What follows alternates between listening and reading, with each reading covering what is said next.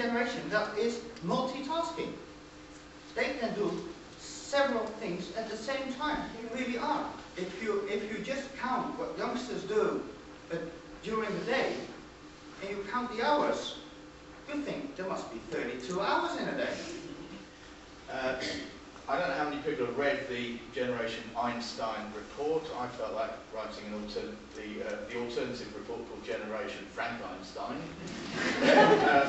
or Generation Flintstone, or something like that, because they're more the young people I'm familiar with. He was talking, I was making notes from his speech, and I was at the same time in the internet, in Gmail, and in Facebook, and also reading newspapers, so I'm definitely impressed. What seemed to be the trend was that young people, a privileged population of young people, were accessing jobs, learning, work, technologies, support, information, and everything else. And there was another group of young people over there who were getting nothing. Generation Einstein, a generation that is really used to the new media, a generation that is used to a society, a world, with an overload of information all the time. A generation that understands they can't know everything. A generation that, like a fish in the ocean, is dealing with different networks all the time. The notion of Freud. Now that was nothing to do with Sigmund. It was an acronym for standing for find, retrieve, evaluate, use and defend. Yes, the world is proliferating with information, but what is crap? What is meaningful? What is truthful and what are lies? What is information? What is marketing? How do we distinguish between those things? And one of the points that the young people in Prague at that time were saying was that you need educational learning support to actually enable young people to distinguish between those different things. But we wanted to form the world as we saw it. This is a generation that never speaks about revolution, we will change the world. But they will change the world. From the inside out.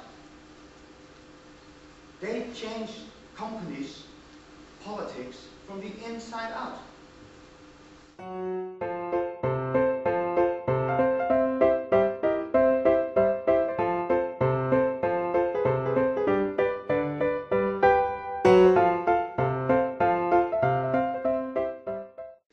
The first one is alternative learning roles.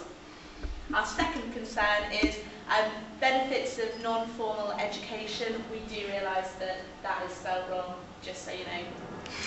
The third concern is adults' involvement in young people's education.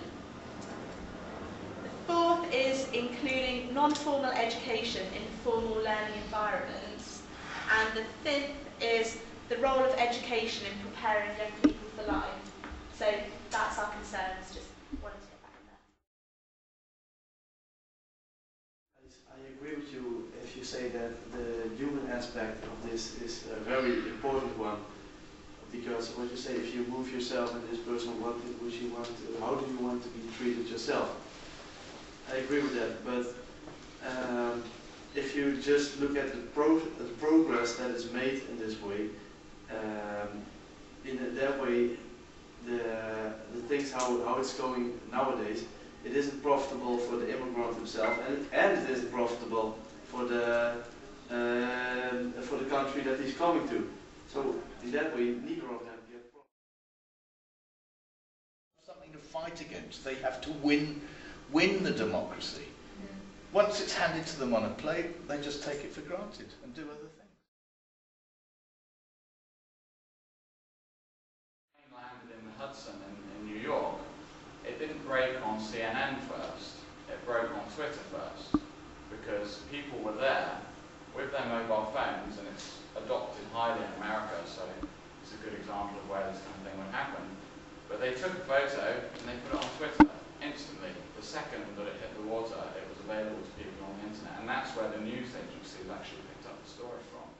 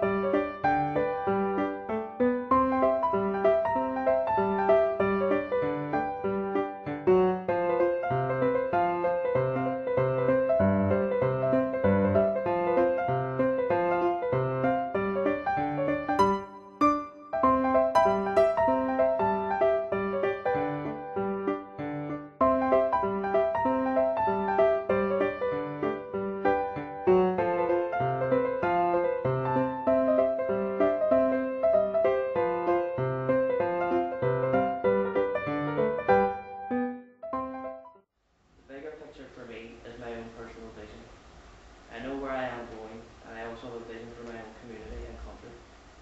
I've also developed a sense of the needs for other less fortunate people than myself. The future is gold, and international work is my aim. We are presently working on developing a project for Zambia next year, which is also my goal to work here. We also want to try and give you an idea of some of the policy agendas and government agendas and the need for aspirations and the need to ensure that young people have somewhere to go. They have a journey. They need to aspire.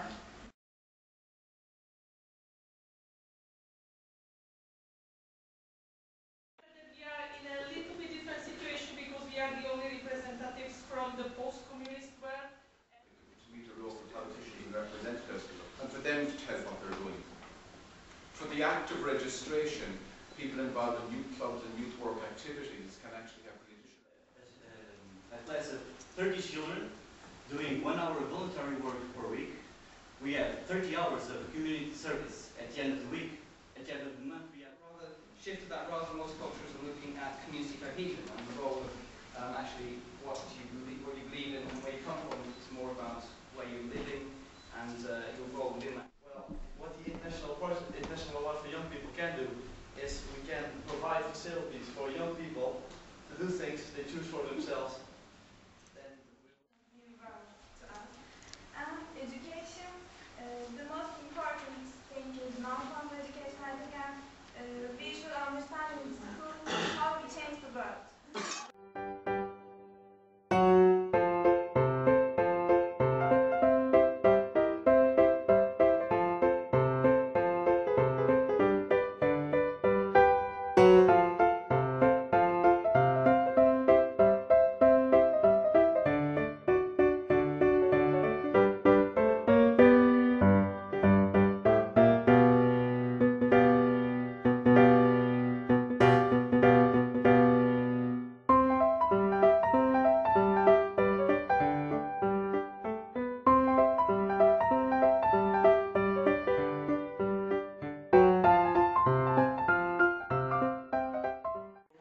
Really enjoyed today. I thought it was very well organised.